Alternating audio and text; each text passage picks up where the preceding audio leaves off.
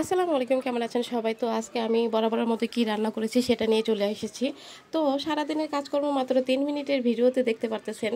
কি আর বলবো, এই যে আজকে শুটকি ভুনা করব। শুটকি ভুনা আগে পেঁয়াজ রসুন সব কষিয়ে নিয়েছি। কষিয়ে নেওয়ার পরে এই যে এগুলো হলো চিংড়ি মাছের শুটকি। চিংড়ি মাছের শুটকি খেতে কিন্তু আমার কাছে অনেক ভালো লাগে।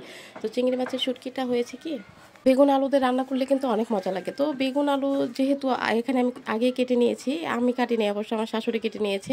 তো এদিকে আমি শুটকিটা ভালো করে কষা কষা করে করতেছি, যেন মশলাগুলো ভালো করে শুটকির ভিতর ঢোকে। তো যেইভাবে সেই কাজ, আলু আর বেগুনগুলো কোথায় ধুয়ে ধুয়ে টুয়ে নিয়ে আলু আর বেগুনগুলো এর মধ্যে দিয়ে দিলাম। তো যাই হোক, শুটকি কিন্তু আমাদের অনেক মজা হয়েছে শুটকি রান্নাটা। তো কে রান্না করছে সেটা বড় বিষয় না, বিষয় হলো আমি এত কষ্ট করে ভিডিও করছি, সেটাই হলো বড় বিষয়। যাই হোক, সিম আলু এত সুন্দর করে কেটেছে, আসলে এটা কে কাটছে আমার আসলে মনে নাই, আমার শাশুড়ি মনে হয় কাটছে। যাই হোক, রান্না বান্নার একটা বিষয় হলো, এটা হলো আর্ট। এক একজন এক এক রকম করে রান্না করে, আপনারা হয়তো অন্যভাবে রান্না করেন, আমিও হয়তো অন্যভাবে রান্না করি। আর্টের মধ্যে কোনো ভেজাল নাই আসলে।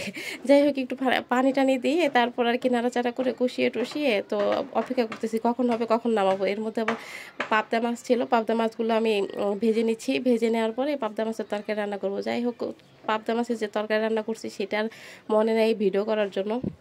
মাছগুলি খুব ভালোভাবে ভেজে নেওয়ার পরে আলু ভর্তাও করতে হবে। আলু ভর্তা করার জন্য পেঁয়াজগুলিকে ভালোভাবে ভেজে নিয়েছে। কুরকুরা মুড়মুড়া পেঁয়াজগুলো।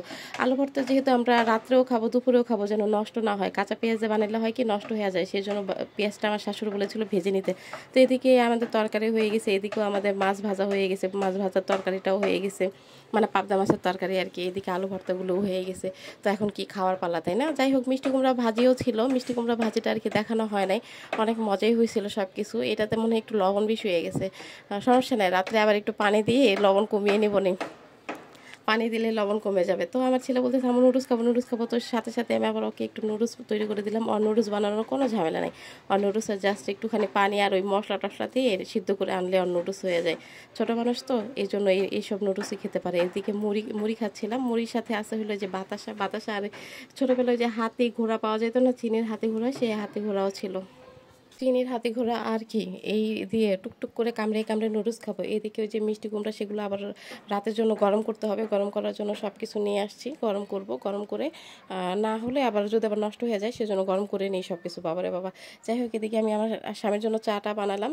চা বানানোর পরে ভাবতেছি যে চাটা খাবে কি দিয়ে, একটা বিস্কুট তো নিতে হবে কিছু একটা। তো টোস্ট বিস্কুট ছিল ঘরে, তো কতগুলো টোস্ট বিস্কুট নিলাম আর চা নিলাম। তারপর আর কি চায়ের মধ্যে চুবিয়ে চুবিয়ে বিস্কুট খাচ্ছি আর আপনাদের সাথে কথা বলছি।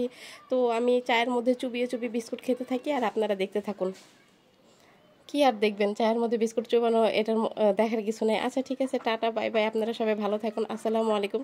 সবাইকে আবার সালাম দিলাম, আমি চলে যাচ্ছি। আল্লাহ হাফেজ।